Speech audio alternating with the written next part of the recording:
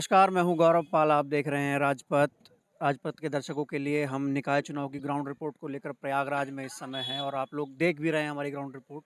तो इस समय हम लोग प्रयागराज के विभिन्न वार्डों में घूम रहे हैं और ये एक क्षेत्र है जहां पर हमारे साथ काफ़ी लोग मौजूद हैं जिनसे हम बात करने वाले हैं। हमारे साथ यहाँ पर सोनकर समाज, पासी समाज और विभिन्न समाज, अन्य समाज के लोग, प्रजापति प्रजापति समाज के लोग हैं, विभिन्न समाज के लोग मौजूद हैं जिनसे हम बात करने वाले हैं और चुनावी माहौल जानने वाले हैं कि प्रयागराज में चल क्या रहा है।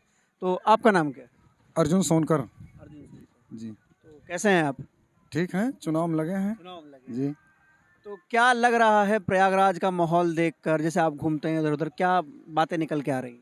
बातें निकल के आ रही हैं कि अब की बार परिवर्तन हो रहा है और जो हमारे महापौर के प्रत्याशी मुस्लिम समाज से दिया गया है, माननीय सईद अहमद जी, यहाँ पर पूर्व विधायक भी रहे हैं हमारे क्षेत्र में। वो उनका कार्यकाल अच्छा रहा है, विकास के कार्य कराए हैं और मिलनसार व्यक्ति हैं।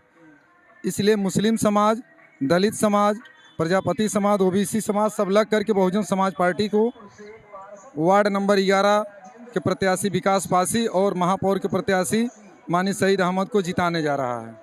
आप सोनकर समाज से आते हैं। आपके समाज की क्या स्थिति, आपके समाज के लोग किस ओर रुझान उनका जा रहा है? क्योंकि एक समय तक तो भाजपा के पास उनका रुझान देखा जाता था। आपका अपना दल भी जो है जो सोनकर समाज को रिप्रेजेंट करता है, उसके हिसाब से क्या रुझान देखा जा रहा है? क्या वो उस ओर जा रहे हैं? अगर उस ओर नहीं जा रहे हैं और दूसरे किसी दल पे जा रहे हैं तो क्यों जा रहे हैं?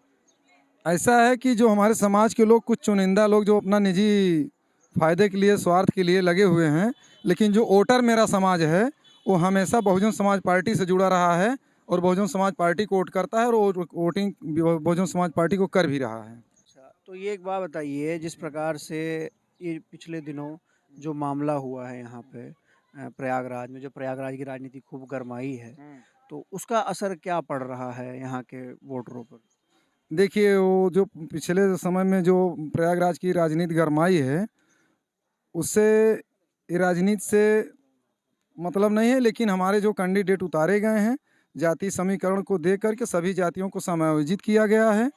इससे हमारा अल्पसंख्यक समाज, मुस्लिम समाज और दलित समाज, ओबीसी समाज, ये सब बहुजन समाज पार्टी को जिताने जा रहे हैं चुनाव। अच्छा, आपका नाम क्या है? मेरा नाम है राजकुमार प्रजापति, प्रधान अमरसापुर। जी। तो क्या आपको लग रहा है इस बार जो है किसका माहौल प्रयागराज निकाय चुनाव में है?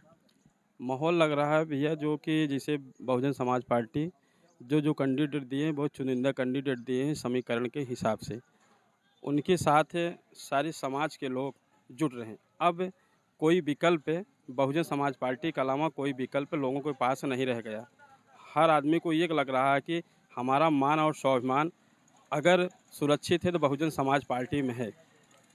जिस प्रकार आप बता रहे हैं बहुजन समाज पार्टी, अगर हम पिछला विधानसभा चुनाव देखें 1.5 साल पहले जो हुआ था, तो उसमें बहुजन समाज पार्टी का जो प्रदर्शन था वो ठीक ठाक नहीं रहा था। एक सीट पर पार्टी सिमट गई थी। हाँ, वोट शेयर जो था, उनके पास अपना अच्छा खासा वोट शेयर था।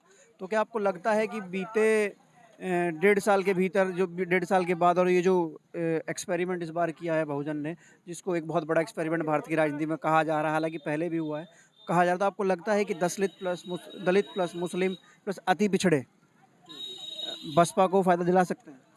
देखिए सर, जो 1.5 साल पहले चुनाव हुआ था बहुजन समाज पार्टी का, आप जो कह रहे हैं वो तब तक ठीक है, लेकिन बशर्ते कि जैसे उतार चढ़ाव लगा रहता है राजनीति में। कभी वो दौर था कि जैसे इस समय अगर बीजेपी आपको ऊपर दिख रही, कभी 2012 के पहले उसका कोई नाम लेने वाला नहीं था। तो जब लोग धीरे धीरे झटका खा रहे हैं तो अपनी जगह कहाँ मेरा फ़ायदा है, कहाँ मेरा नुकसान है, खुद ही इतने समझदार जनता है, तो अपना हक और अधिकार समझते हुए पुनः वापसी बहुजन समाज पार्टी की ओर आ रहे हैं। जैसे आप प्रधान भी हैं गाँव के, इस समय आपने बताया, तो क्या समस्या, किस प्रकार की समस्या आपके गाँव में आपको देखने को मिलती है, जो लोगों के भीतर जो समस्या बाहर निकल के आ रही है? अब जैसे मैं प्रधान रहा सर, तो जितना हो सकता था उतना मैं समस्या को समाधान किया। लगभग आप समझिए कि लगभग 3 साल हो गया, जैसे हम लोग फंड भी कटा और नगर निगम हो गया। ज़्यादातर यहाँ समस्याएं आ रही हैं कि जैसे आप समझिए कि सफाई कर्मी की सफाई नहीं की व्यवस्था नहीं हो पा रही, और जैसे और सारी समस्या नाली की हैं और चीज़ें हैं, तो ये सब समस्याएं बहुत ही आ रही हैं।